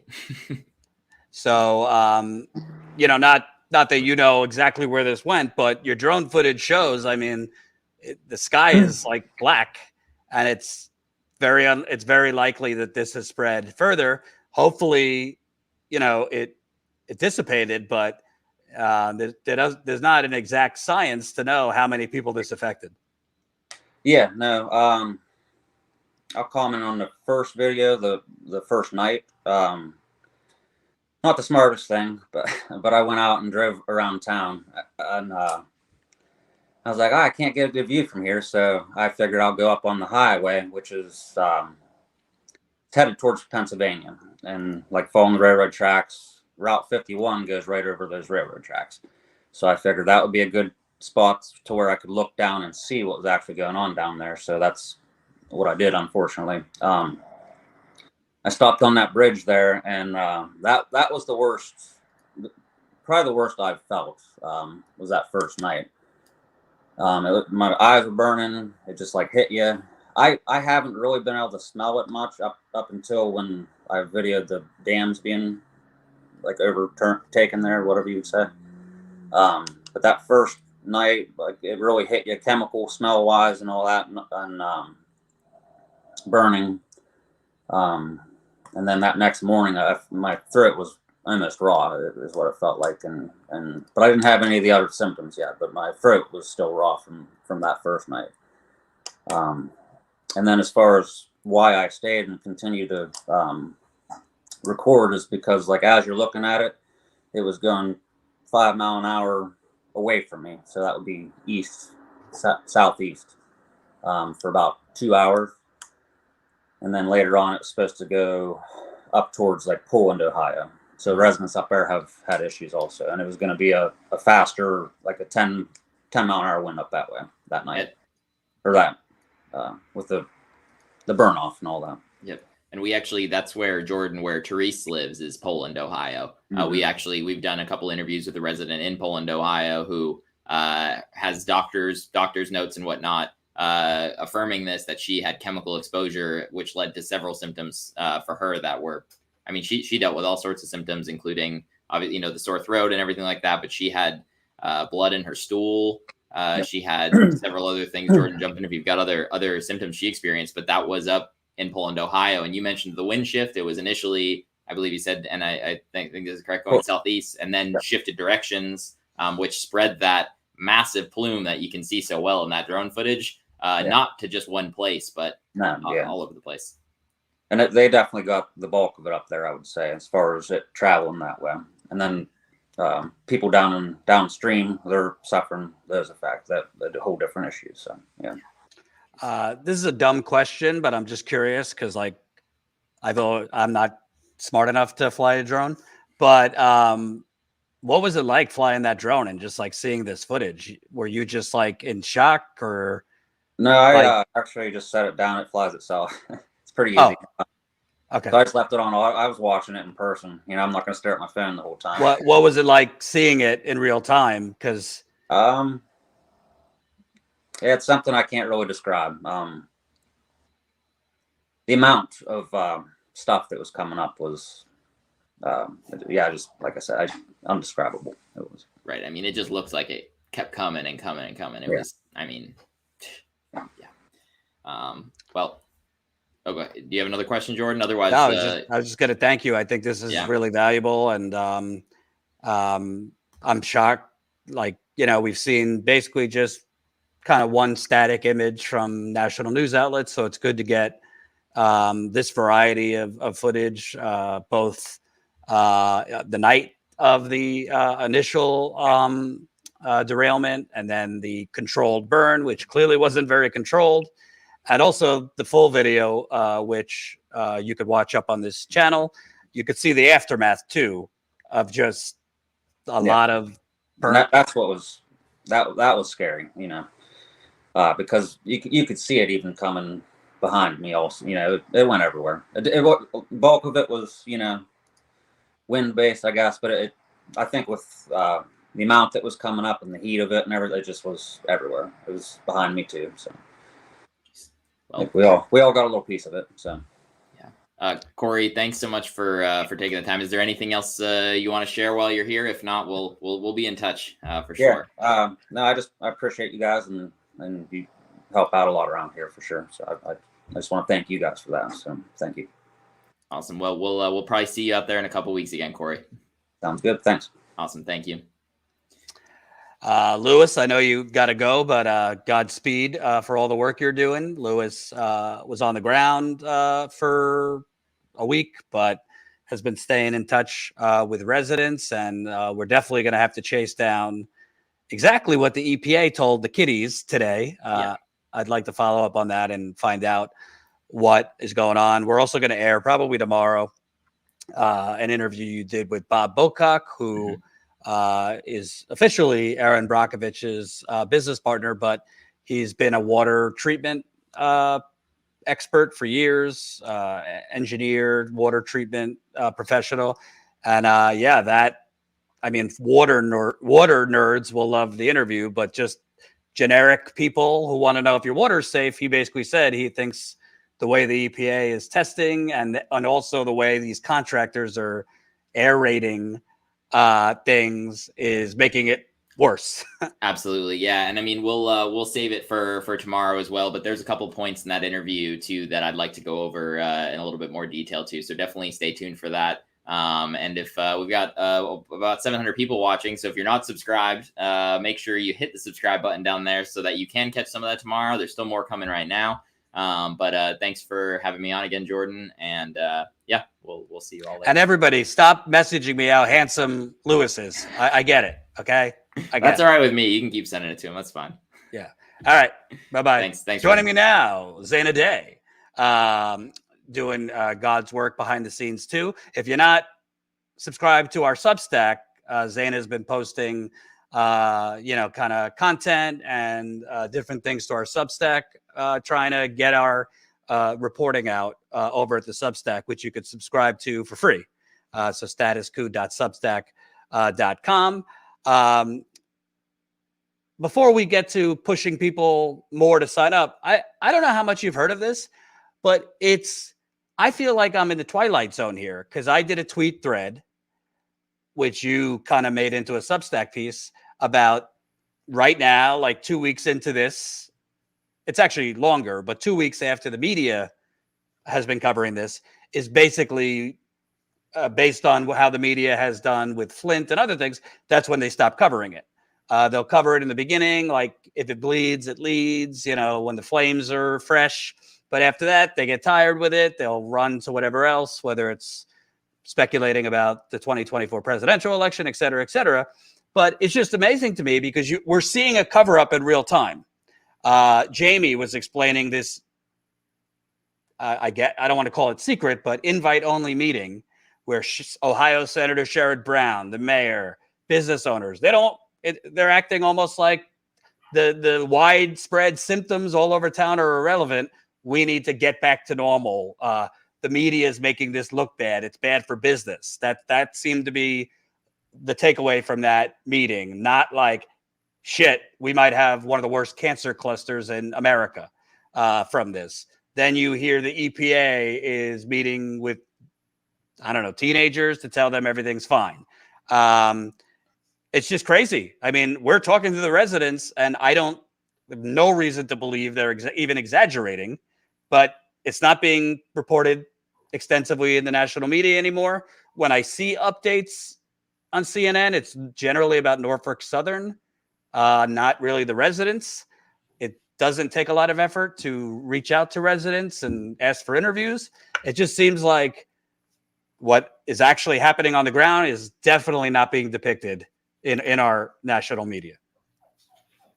Yeah, I think that part of it is there's the financial aspect where, it's easy. It's easy to take that establishment line, right? And then just be like, this is what the EPA says. This is what the government says. This is what we're getting across the AP wire from their press outlets and their public relations, camps from these organizations, and then just move on. But we can see by the viewers that are watching this coverage that we're doing, by the residents that we've spoken to on the ground, by the national outcry that, this is a major concern to people, not only in East Palestine, but in adjacent areas, and to everyone, to the extent of what is the EPA doing and what are they not doing? Has this happened in other communities before, which we know that, it may not have been as massive as the toxicity we're seeing right now in East Palestine, and it may have been, but this is a pattern that regular everyday folks are noticing and that they're concerned about, and the media is just basically silent on it. We see this pattern with everything from important legislation, towing the establishment line, to our coverage recently in Stop Cop City, where when Tortuguita was murdered by the Georgia State Police, some mainstream media came down, covered it, barely talked to the residents, didn't talk to any of the protesters, and then left. And then we came down and we interviewed, several dozen people. Tina was there for an entire weekend. We've stayed on top of that story. So what we are seeing repeatedly, and we're seeing it in East Palestine, is that one, people aren't getting information. So they're not getting information from the EPA. Things aren't being tested. The folks should know what those things floating in the creek do. Why do the residents not know what those do? That should be something that is reported to them in detail. People are not being given information, and the media is not seeking it out. What's the point of the fourth estate? That's what they call us, because it's, you've got the three branches of the government, and then the media is supposed to be the checks on that. Where's the checks and balances if the mainstream media is only going to take the government line? They're not operating as journalists. They're not operating as the fourth estate. They're just operating as another mouthpiece for the government. And what's the point in that?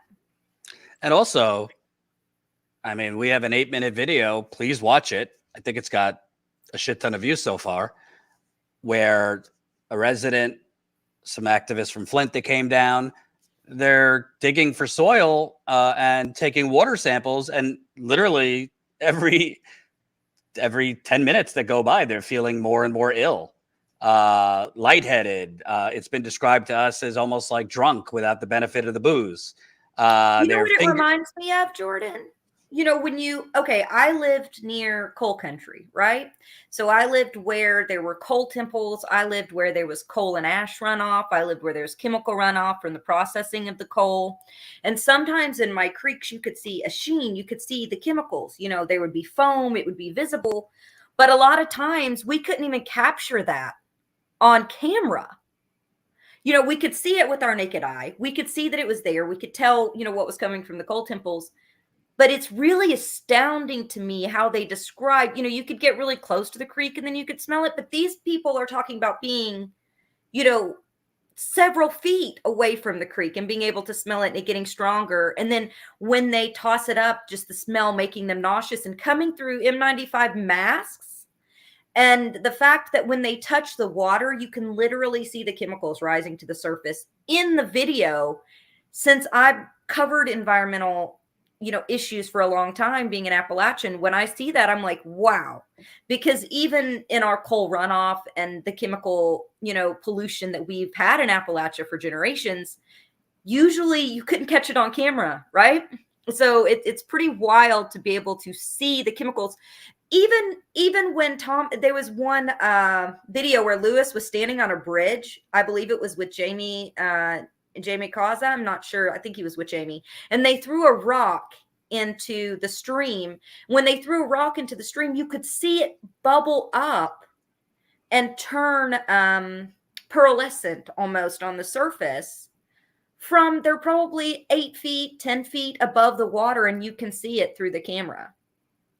Yet there's not all these sites should be tested regularly. The ground, should be tested. The dirt should be tested, because these dioxins that are given off by the burning of vinyl chloride, that's the same substance that's literally used in military warfare. It's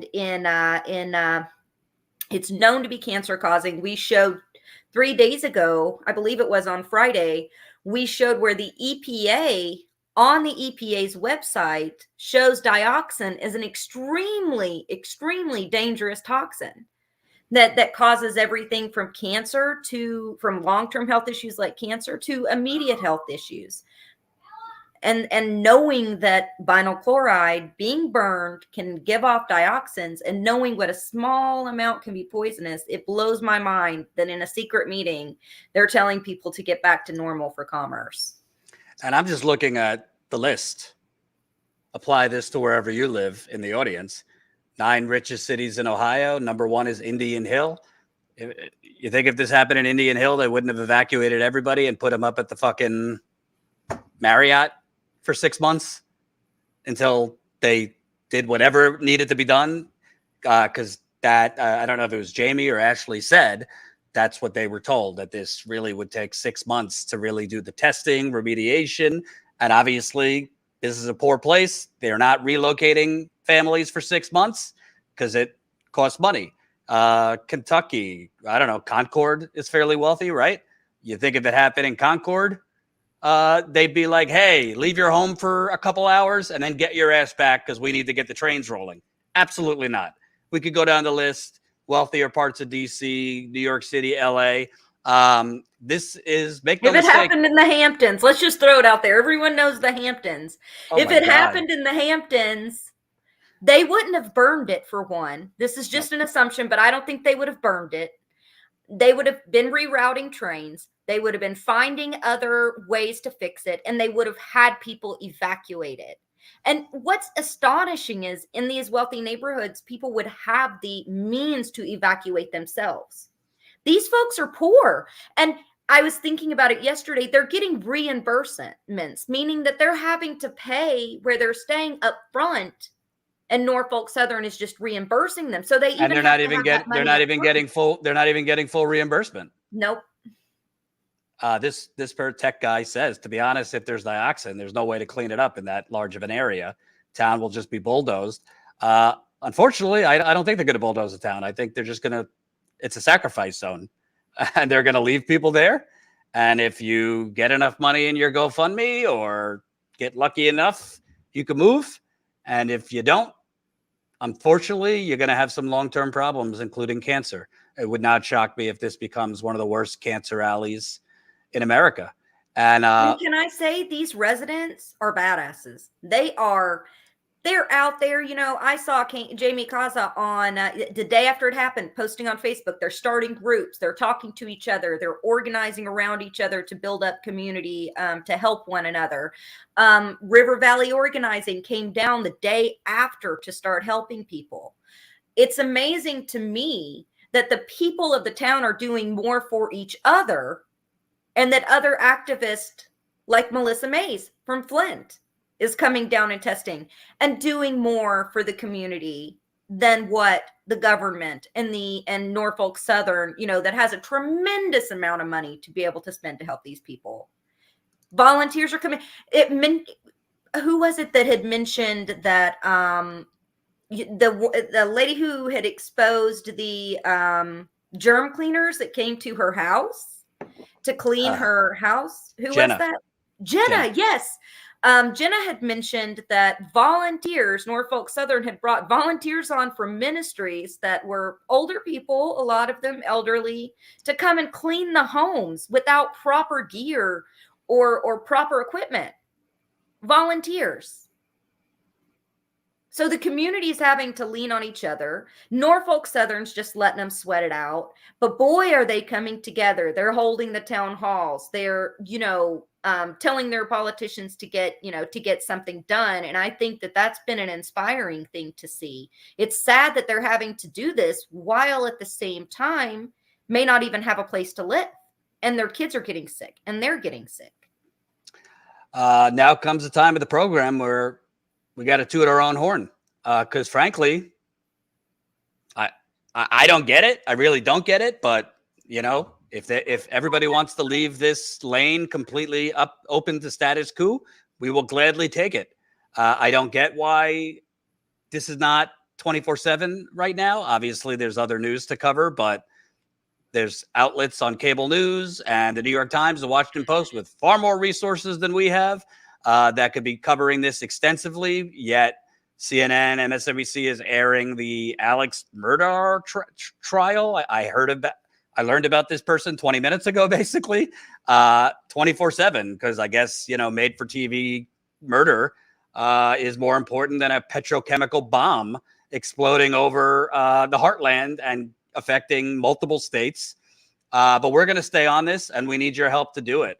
Colin, I don't know if you had a chance to update the graphic, but in the last week or so, we've gained over 100 paid Status Coup members, in addition to over 6,000 YouTube subscribers, which is, I'm not a religious man, but hallelujah, because we were stuck on this fucking death trap, YouTube, for a year.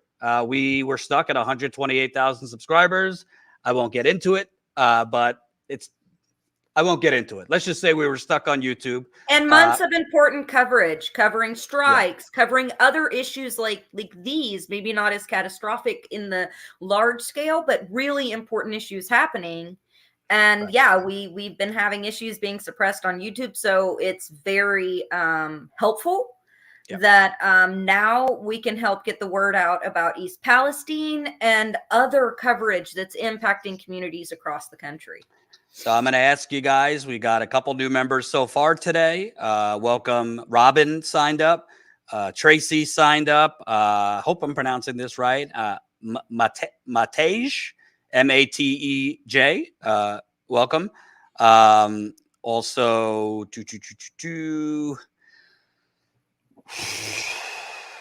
Gina and Maureen signed up. So that's 5 new members today. If you can sign up, if you're new here, your $5 to $10 a month, you could become a member at $5 a month or $10 a month, is going to the on the ground reporting. We would have never been able to break most of this stuff if Lewis wasn't on the ground there. It costs money to have a reporter, a camera person there. It costs us that trip for 6 days. Probably cost us at this point, because I gave Lewis a little bump because of his great job. Probably cost us $7,000 between reporter, cameraman, the flights, hotels, rent a car, paying Lewis and John, per day.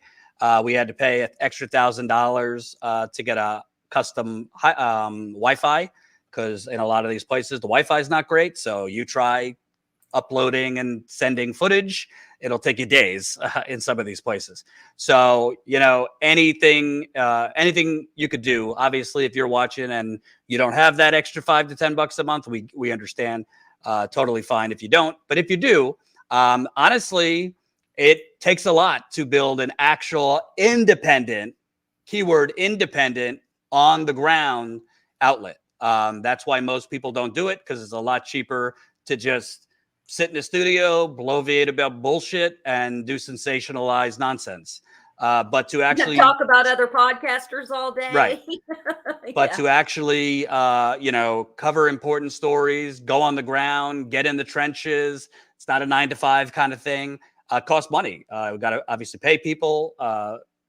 Zaina, Colin, myself, Tina, Ron, Kim, whoever I'm forgetting, Colin.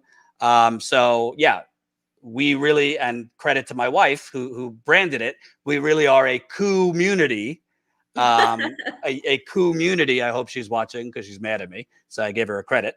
It's hard with a newborn. I'm trying to be live and cover this, but I gotta not be live for 2 hours because my wife needs me to help out. So please sign up, statuscoupmember.com/join. You get perks as a member. We're going to do our monthly members call, I think, next week at night. So it's on Zoom, and we usually go for about 2 hours. So it'd be me, Lewis, Zaina, Colin, and take your questions, comments, concerns. You don't have to be on camera if you don't want to. You could just mute your camera and listen if you want.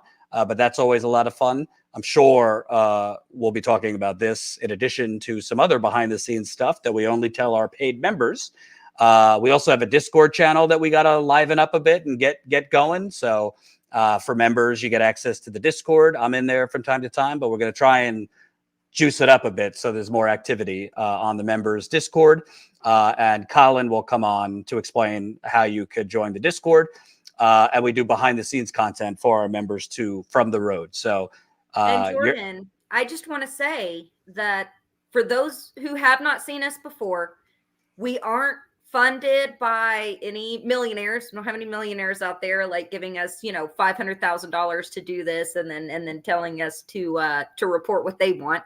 We don't. But if you are a millionaire who wants to give us $500,000 and have zero control, feel free to contact me. Info@status. Shameless. Shameless. But yes, please. We also, and the zero control, that's really important. Otherwise, no. But we also don't take anything from the United Corporations of America. So, we don't have any corporate funding. We also, so we're basically, we are reliant on you guys. We're not out here hawking how to turn IRAs into gold or, supplements. So, we're not doing any MLM marketing schemes to you guys. We're out here reliant on what did your wife call it? The community? The community. Yes. Yes. And you guys keep our engines running. There used to be a lot more publicly funded journalism out there. That's gone to the wayside. As you guys know, and you can see in your communities, newspapers are dying off, right? Local journalism isn't a thing anymore. The mainstream media is almost all bought and paid for. Sometimes we see good work, but a lot of times it's not there, just like we're seeing in East Palestine.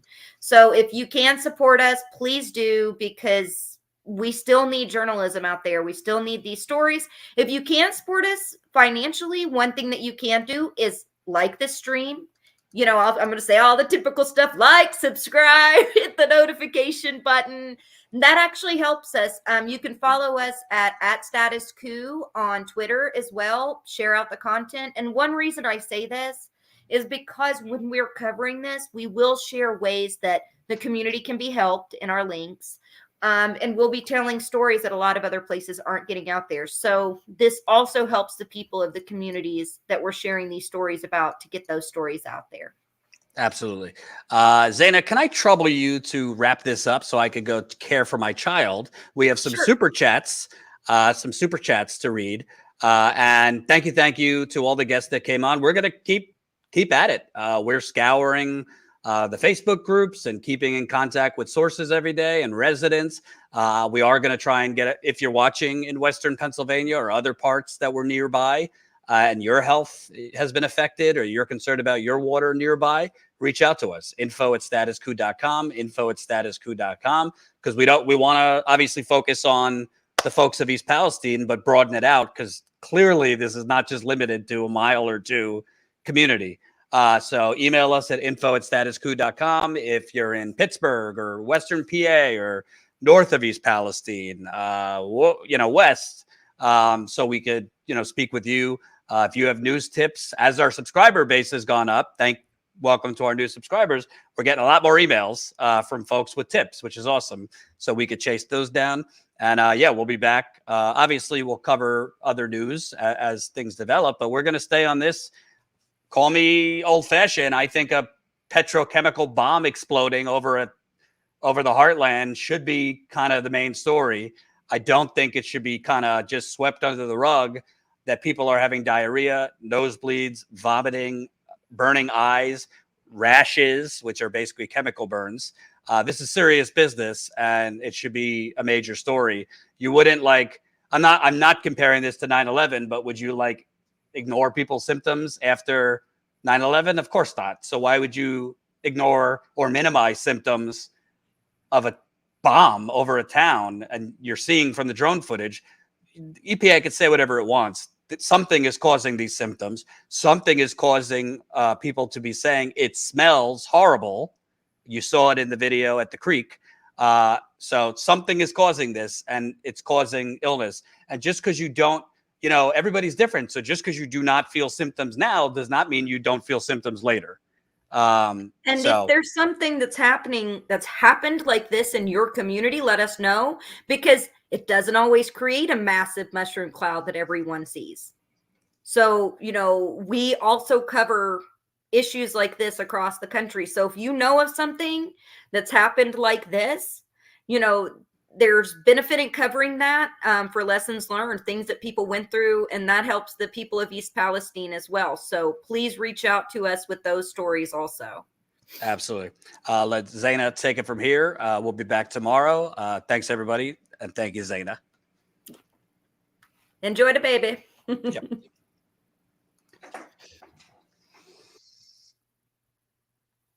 All righty, guys, we are going to go through the super chats. Thank you guys so much for doing those. We're going to try to start sharing some of those during the stream and answering questions that come in as well. Let's see here. Fly, chopper fly. Hey, Fly. It's good to see you. Yes. Help for some shop owners, not back to normal. Yes. I completely agree.